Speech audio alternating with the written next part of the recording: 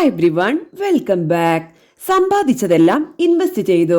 CJ റോയുടെ മരണം അറിഞ്ഞ ശേഷം ഞാൻ 3 ദിവസം ഉറങ്ങിയില്ല. ഡിംപിൾ റോസ് വെളിപ്പെടുത്തുന്നു.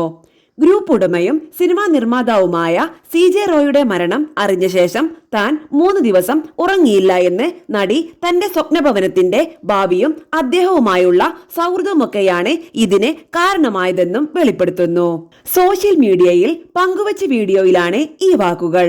എനിക്ക് റിയാക്ട് ചെയ്യണമെന്ന് തോന്നിയ 1-2 വിഷയങ്ങളെക്കുറിച്ച് സംസാരിക്കാനാണ് ഞാൻ ഈ വീഡിയോ ചെയ്യുന്നത്. CJ റോയിയുടേത് പെട്ടെന്നുള്ള മരണമാണ്. റോയ് സാറിന്റെ കോൺഫിഡന്റ് ഗ്രൂപ്പിന്റെ ഫാമിലി മെമ്പറുമാണ് ഞാൻ. എന്റെ കരിയറിൽ ഹൈപ്പ് തന്ന കാസനോവ സിനിമയുടെ നിർമ്മാതാവ് അദ്ദേഹമായിരുന്നു. ആ സിനിമ വഴി റോയ് സാറിനെ എനിക്ക് വ്യക്തിപരമായി പരിചയമുണ്ട്. അദ്ദേഹത്തെ നേരിട്ട് കണ്ട് സംസാരിക്കുകയും വീട്ടിൽ പോയി കാണുകയും എല്ലാം ചെയ്തിട്ടുണ്ട്. ഇത്രയും വലിയ ബിസിനസ് സാമ്രാജ്യത്തിന്റെ ഉടമയാണെങ്കിലും നമുക്കൊപ്പം ചേരുന്ന ആളായിരുന്നു അദ്ദേഹവും ആ കുടുംബവും. അതുപോലെ ഞാൻ അടുത്തിടെ എടുത്ത ഫ്ളാറ്റും കോൺഫിഡന്റിന്റെയാണ്. എപ്പോഴും അങ്ങനെ വിളിക്കാറില്ലെങ്കിലും മാനസികമായ അടുപ്പം അദ്ദേഹത്തോടുണ്ടായിരുന്നു. അതുകൊണ്ട് തന്നെ എന്റെ ആരോ ആണ് റോയ് സാർ എന്ന ഫീലിങ്സ് എനിക്കുണ്ടായിരുന്നു. മരണവാർത്ത കേട്ടപ്പോൾ ഉൾക്കൊള്ളാൻ കഴിഞ്ഞില്ല. എന്റെ വീട്ടിൽ ആരോ മരിച്ചു പോയതുപോലൊരു ഫീലിങ്സ് ആയിരുന്നു. അത്രയും വിഷമമായിരുന്നു. പിന്നെ മറ്റൊന്ന്, കഷ്ടപ്പെട്ട് സമ്പാദിച്ച പണം കോൺഫിഡന്റ് ഗ്രൂപ്പിന്റെ പ്രോപ്പർട്ടിയിൽ ഇൻവെസ്റ്റ് ചെയ്തിട്ടുമുണ്ട്. അതിന്റെ ഭാവി എന്താകുമെന്ന് ഉണ്ടായിരുന്നു. 1 രൂപ ആശങ്കയിൽ കിടന്നാൽ പോലും എല്ലാവർക്കും ബുദ്ധിമുട്ടുണ്ടാകും. ആ ബുദ്ധിമുട്ട് എനിക്കുമുണ്ടായിരുന്നു. അപകട മരണം ആയിരുന്നുവെങ്കിൽ പോലും ഇത്തരം വിഷമമുണ്ടാവില്ല. ആത്മഹത്യയായിരുന്നു എന്നതും വേദനിപ്പിച്ചു. 3-4 ദിവസം എനിക്ക് ഉറക്കമുണ്ടായിരുന്നില്ല.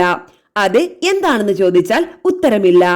ഞങ്ങളുടെ സ്വപ്നഭവനത്തിന്റെ കാര്യം ഗ്രൂപ്പ് വഴിയാണ് പുരോഗമിക്കുന്നത്. ഇതെല്ലാം കൂടി മനസ്സിൽ കിടന്നാണ് എന്റെ ഉറക്കം പോയത്. കോൺഫിഡന്റ് MD ജോസഫ് സാർ എല്ലാവർക്കും പേഴ്സണലി മെയിൽ അയച്ചിട്ടുണ്ട്.